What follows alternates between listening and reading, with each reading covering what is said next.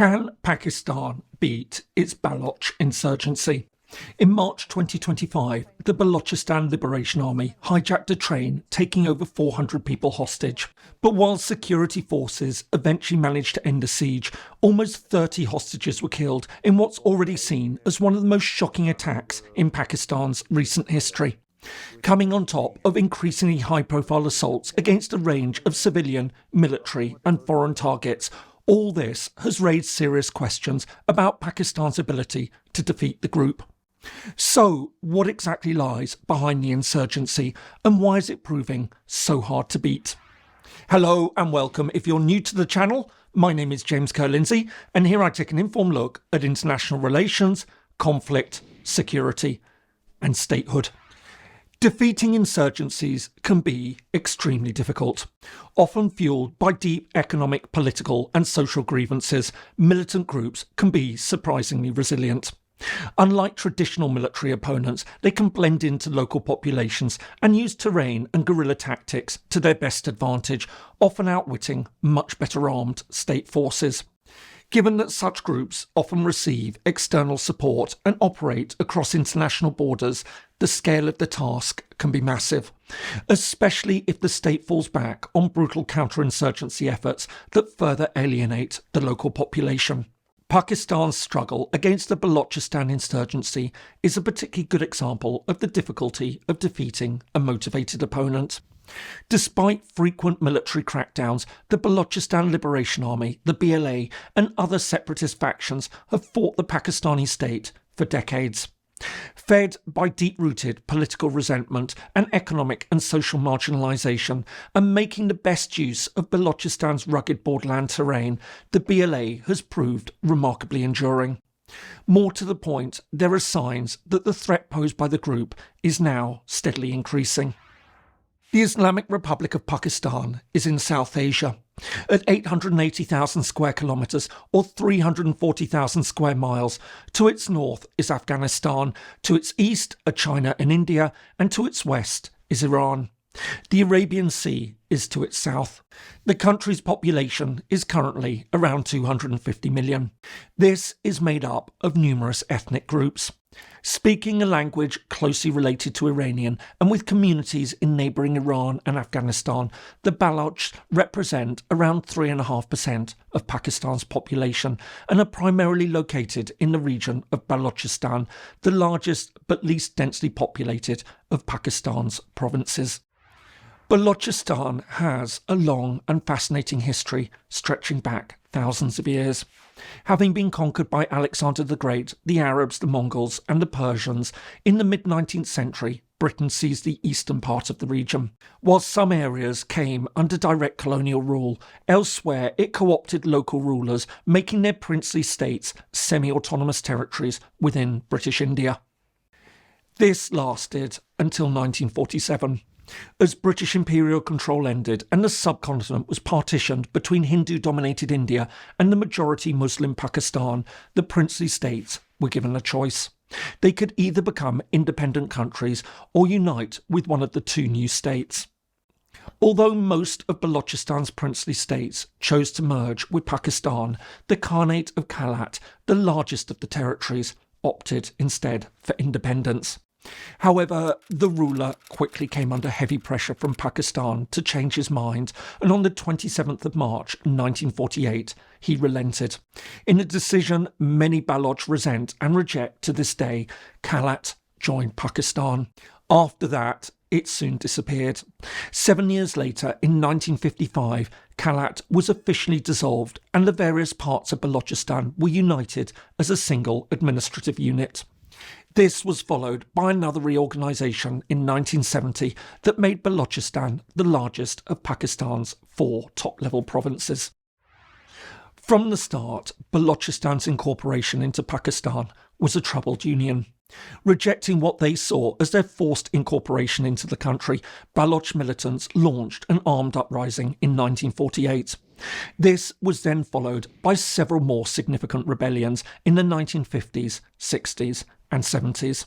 But while the situation appeared to have calmed by the 1980s, tensions remained under the surface. Aside from lingering political resentment, social and economic discontent was growing. Although Balochistan had considerable resources, including gold, copper, coal and oil, it was all but ignored by the central government. Plagued by chronic poverty and neglect, it fell far behind the rest of the country on almost every socio-economic measure. Meanwhile, the demographic balance also began changing as ethnic Pashtuns moved into the province. And it was against this backdrop that after 20 years of relative peace, fighting again erupted in 2005. As the US-led invasion of neighbouring Afghanistan spurred cross-border resistance, Pakistani troop numbers grew in Balochistan. As local resentment surged, a new rebellion erupted. In response, the government launched a major crackdown. Over the following decade, it imposed harsh measures. As well as mass arrests, reports emerge of systematic torture and the disappearance of thousands of detainees. Despite this effort to tackle the rebellion, the insurgency has continued in the 2 decades since then. While many groups have emerged, the most serious and well organised is the Balochistan Liberation Army, the BLA. Officially designated as a terrorist organisation by the United States, Britain, the European Union, Iran and China, it's maintained a steady flow of attacks on a combination of civilian, military and foreign targets. Most notably, the group has come to international attention following a series of attacks against Chinese interests. Accusing Beijing of exploiting the region's resources, the BLA attacked the Chinese consulate in Karachi in November 2018. This was followed by an attack in July 2021 that killed 13, including 9 Chinese engineers. More recently, Chinese nationals were killed in bombings carried out in 2023 and 2024. All the while, the BLA has continued to stage regular attacks on Pakistani military targets. In early 2022, BLA insurgents attacked several military bases. More recently, in August 2024, the group launched a series of coordinated attacks on military targets across the province. As well as assaults on army camps, it also ambushed military convoys. And it's against this backdrop that the BLA carried out its most recent attack. While the exact details are still sketchy, what we do know is that on the 11th of March, militants seized control of a train carrying over 400 passengers, including military personnel, from the Balochistan capital, Quetta, to the city of Peshawar. As Pakistani security forces surrounded the train, the hijackers demanded the release of Baloch political prisoners within 48 hours. However, the Pakistani government refused to negotiate, instead opting to retake the train by force. While 27 passengers are believed to have been murdered by the BLA during the standoff, the government claims that it managed to kill at least 35 militants and free the remaining hostages. I hope you're finding this useful. If so, please do give it a like and perhaps subscribe to the channel if you haven't already. Thanks so much. And now, back to the video. Needless to say, Pakistan has been shocked by the scale and nature of the attack. However, aside from the immediate impact, the incident also has significant domestic and foreign policy implications. Internally, the attacks have again highlighted the extent to which the Baloch Insurgency continues to be a threat to Pakistan's peace and security. Despite many decades spent trying to stamp out the BLA, the group remains a potent force. This attack will inevitably raise critical questions about what the Pakistani government can do to deal with an issue that has deep political, social and economic roots. But aside from the insurgency's domestic implications, there are broader international dimensions. The attacks will further strain relations with Pakistan's neighbours and other regional partners. First, it will almost certainly undermine relations with Afghanistan. In recent years, the BLA insurgency has become a significant factor in the deteriorating relationship between the two countries. Arguing that the BLA operates from safe havens in Afghan border regions, Islamabad has accused Kabul of harbouring Baloch insurgents. While the Taliban administration in Afghanistan insists that it doesn't support the militants, it has nevertheless been hesitant to act against them. In the meantime, this latest attack will heighten tensions between the two countries, especially as the Pakistani Foreign Ministry has already directly implicated Afghanistan in the train siege. Likewise, it could well affect relations between Pakistan and India, which have long been strained over the disputed province of Kashmir. Indeed, Islamabad has frequently accused the Indian government and security forces of having a hand in the Balochistan unrest. As well as alleging that India is supplying the BLA with weapons, it also insists that the organisation's insurgents are in contact with the Indian intelligence services. But while relations between India and Pakistan are certainly strained, like Afghanistan, Indian authorities insist that they haven't been helping the BLA. Thirdly, it will also shape relations between Pakistan and Iran. Although the two countries have traditionally had good relations, ties have been strained in recent years over Balochistan, which straddles the border between the two countries. Pakistan has accused Iran of not doing enough to tackle the BLA insurgents. Meanwhile, Iran, which also faces a separate Baloch insurgency of its own, has accused Pakistan of the same. All this came to a head in early 2024 when Iran launched a series of attacks on militant bases in Pakistan.